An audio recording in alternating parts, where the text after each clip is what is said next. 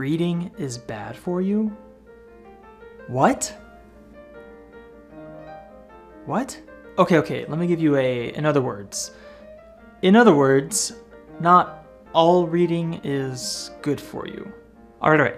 In other words, so there are different ways and modes of reading, and maybe some of these are better than others. Probably everyone I know agrees that reading is good in general, and as a culture, we're pretty into reading. We read books, we read text messages, we read magazines, we read tweets, we read signs, we read all sorts of stuff. 17th century writer, philosopher, statesman, and tasty surname bearer Francis Bacon, in his essay On Studies, positions reading among the habits of a well-rounded and wise person. He writes, and excuse the phallocentrism here, reading maketh the full man, conference a ready man, and writing an exact man. Therefore if a man write little, he had need of a great memory. If he confer little, he'd need have a present wit, and if he read little, he'd need have much cunning to seem to know that he doth not. Ah, well played, Bacon. Bacon. So good.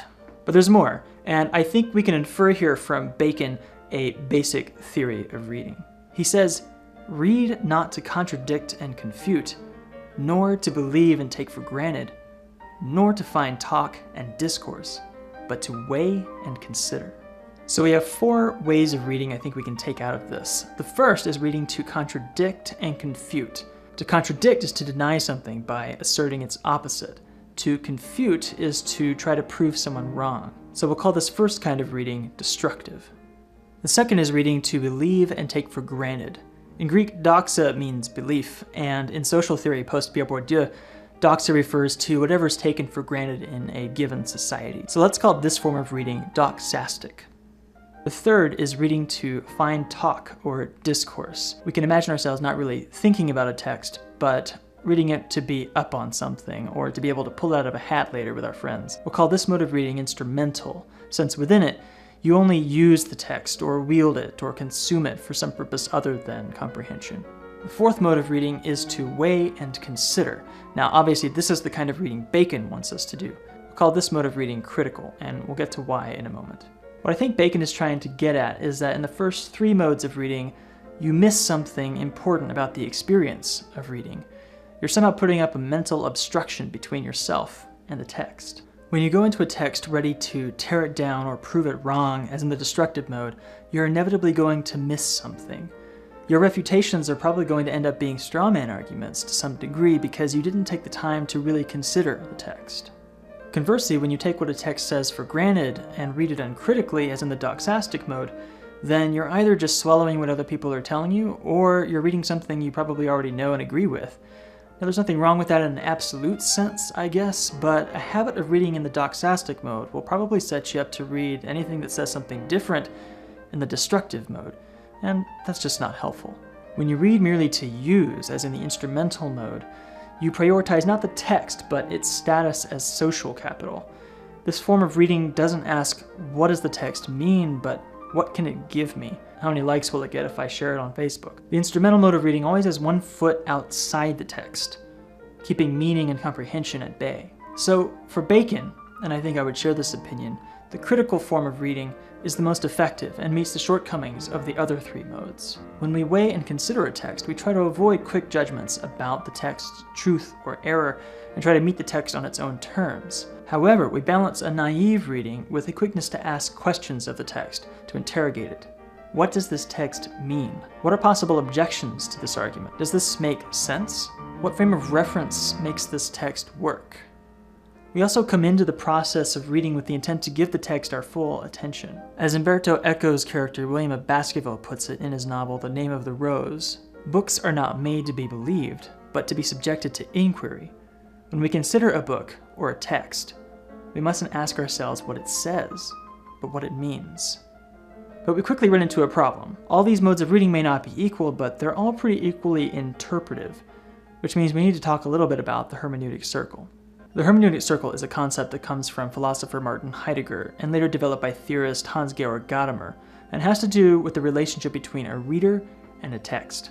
Basically, the idea is that we always come to any text with certain prejudices about what it means. We can't read the whole of some text all at once, right? We read parts of the text at a time.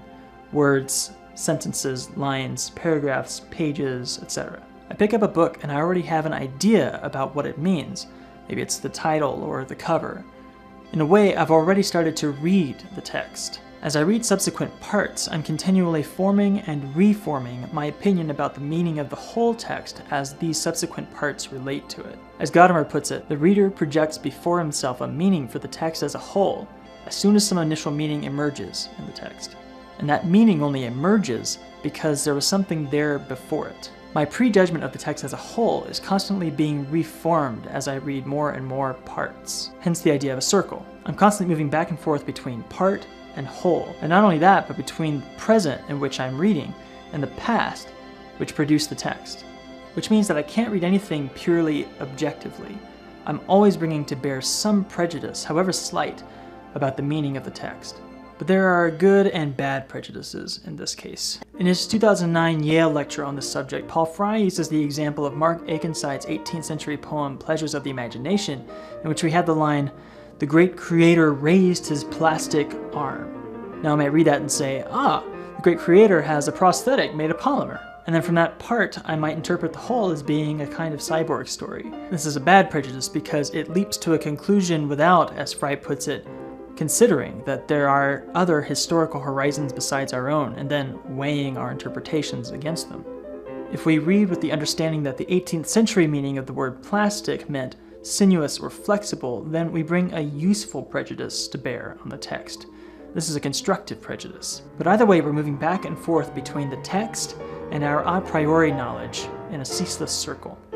So it seems we can't really avoid completely the prejudgment that's implied by Bacon's doxastic or destructive modes of reading. But we can and do revise those prejudices as we go if we keep ourselves open to historical horizons beyond our own. Reading critically is not just about being open about our own prejudices, but also interrogating the prejudices we learn are necessary to come to terms with a given text's meaning. For example, we may need to understand that the slave trade was considered to be not so bad when we go to read a text from, say, 18th century America. The hermeneutic prejudice required to grasp this fact is useful because it facilitates our understanding of the text. But a critical reading doesn't stop there. It submits even this state of affairs to inquiry. So, is reading bad for you? Like we've seen, I think it depends on how you read, but it also probably depends on what you read. I saw this social poster on Twitter the other day that kind of made me a little sick to my stomach. The best books are those that tell you what you already know. George Orwell. This is not something George Orwell said. It's a line from his novel 1984 about the main character, Winston, which reads, "The book fascinated him. Or more exactly, it reassured him. In a sense, it told him nothing that was new, but that was part of the attraction. It was the product of a mind similar to his own, but enormously more powerful, more systematic, less fear-ridden. The best books, he perceived, are those that tell you what you know already." Winston was reading doxastically. The last words of the novel? He loved Big Brother. By contrast, a letter written by author Franz Kafka in 1904 says, "If the book we're reading doesn't wake us up with a blow to the head, what are we reading it for?" To be sure, there is plenty of material out there that we read effortlessly and easily that confirms our suspicions about the world and reassures us about ourselves. And we do plenty of low-stakes reading for relaxation or pleasure and fun, and I'm not saying any of that is unnatural or wrong in any way. But Kafka goes on to write, "We need the books that affect us like a disaster, that grieve us deeply, like the death of someone we loved more than ourselves, like being banished into forests far from everyone, like a suicide. A book must be the axe for the frozen sea inside us." So if we acknowledge that we read with prejudice, that we carry within us a frozen sea of prejudgments that we bring to bear on perhaps everything that we experience and perceive, then it seems to me that we ought to revise those prejudices into something useful. Sometimes, perhaps often, that means taking an axe to them. And as it turns out, reading itself can make for a pretty sharp axe.